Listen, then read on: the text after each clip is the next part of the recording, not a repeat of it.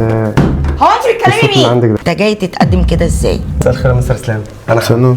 اتفضل اطلع بره يا عم، ما تبقى جاهز بتعالى لنا.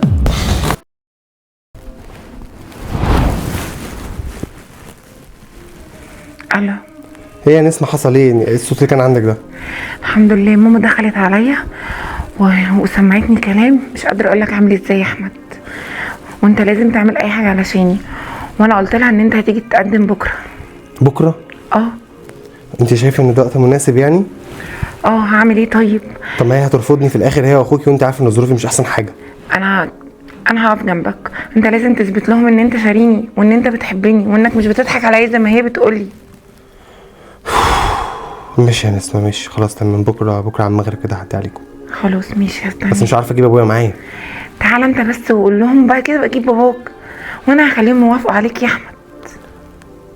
ماشي يا نسمة ربنا يسهل. تمام ماشي اوكي سلام باي.